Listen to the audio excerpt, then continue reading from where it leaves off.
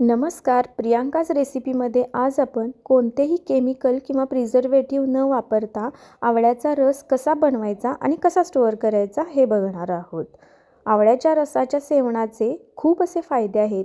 आवळ्याचा रस वाढलेले वजन कमी करण्यास मदत करतं, त्याचबरोबर मानसिक ताण देखील कमी करतं. आवळ्याच्या रसाच्या सेवनाने आपल्या शरीरातील विषारी द्रव्य बाहेर पडण्यास मदत होते, म्हणजेच शरीर डिटॉक्स होते.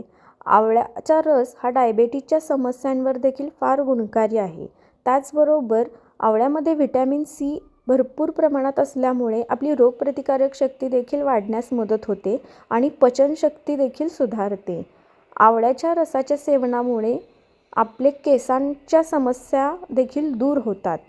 तर ही रेसिपी आवडल्यास व्हिडिओला लाईक, शेअर आणि चॅनेलला नक्की सबस्क्राईब करा. आवळ्याचा रस बनवण्यासाठी इथे मी 1 किलो आवळे घेतलेले आहेत.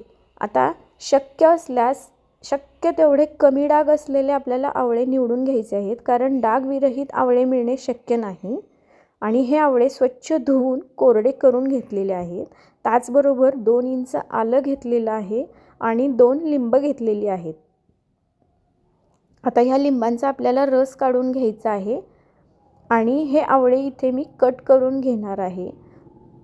तर आवळा ज्यूस बनवताना जी काही आपण भांडी वापरणार आहोत ती सगळी कोरडी असायला हवीत, म्हणजे त्याला कुठेही थोडं देखील पाणी असता कामा नये. स्वच्छ कोरडीच करून घ्यायची आहेत, म्हणजे आपला रस भरपूर दिवस टिकतो.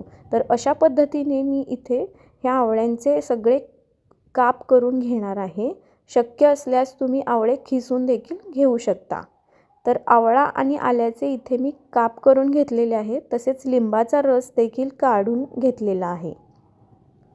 आता एक मिक्सरचं भांडं घेतलं आहे आणि हे मिक्सरचं भांडं व्यवस्थित कोरडं करून घेतलेलं आहे.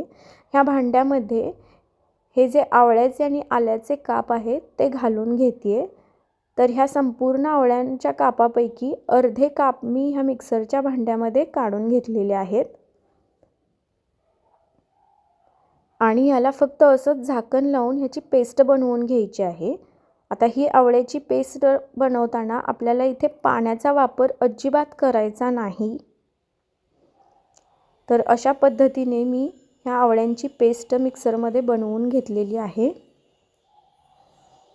आता एका स्टीलच्या बाउलवरती चाळणी ठेवलेली आहे आणि त्याच्यावरती एक स्वच्छ कॉटनचा रुमाल घालून घेतलेला आहे. आता ह्या रुमालामध्ये ही पेस्ट आपल्याला काढून घ्यायची आहे.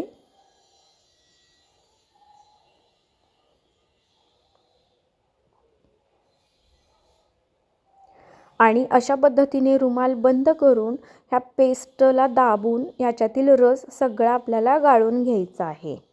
शक्य होईल तितपत जास्त दाब देऊन ह्याच्यातील सगळा आपल्याला रस काढून घ्यायचा आहे.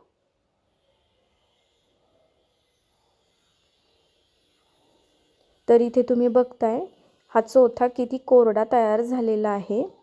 आता हे जे काप आहेत असे काप शिल्लक राहिलेत मिक्सरमध्ये ते मी पुन्हा एकदा फिरवून अशाच पद्धतीने सगळा रस गाळून घेतलेला आहे. आणि हा जो चोथा उरलेला आहे हा फेकून न देता त्याला काळं मीठ, ओवा आणि जिरेपूड घालून उन्हामध्ये वाळवून घ्यायचं, म्हणजे आपला मसाला आवळा तयार होतो. तर आता हा रस सगळा गाळून घेतला आहे. तो बरोबर अर्धा लिटर रस तयार झालेला आहे. आता अर्ध्या लिटर रसासाठी इथे मी 1.5 टीस्पून सैंधव मीठ घालून घेतलेलं आहे. आता इथे मीठ म्हणजे एक प्रिझर्वेटिव्हचंच काम करतं. त्यानंतर 4 चमचे साखर घातलेली आहे. आता ज्यांना डायबेटीस आहे किंवा जे शुगर वापरणार नाहीत त्यांनी स्किप केली तरीही चालेल. त्याचबरोबर 2 लिंबाचा रस घालून घेतलेला आहे. आता ह्या अर्धा लिटर रसासाठी हे प्रमाण अगदी परफेक्ट आहे. तुम्ही जेव्हा हा रस बनवाल किंवा सरबत बनवाल तेव्हा अगदी वरून काही ॲड करायची गरज नाही.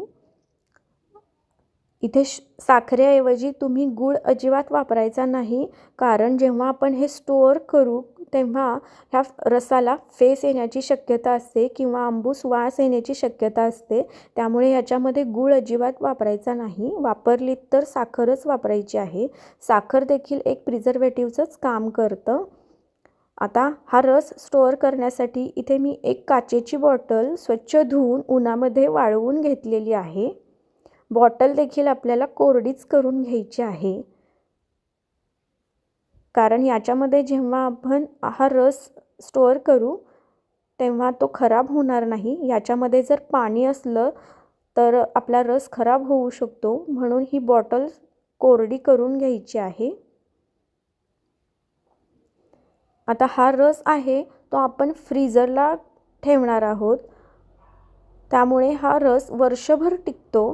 तर ही बॉटल आपल्याला पूर्णपणे भरून घ्यायची नाही, अर्धीच बॉटल म्हणजे किंवा थोडंसं बॉटल रिकामी ठेवायची आहे, कारण जेव्हा फ्रीजरमध्ये ठेवू तेव्हा ती तडकण्याची शक्यता असते. त्यामुळे थोडीशी बॉटल ही रिकामीच ठेवायची आणि ह्याला झाकण आपलं एअरटाईट ठेवायचं आहे.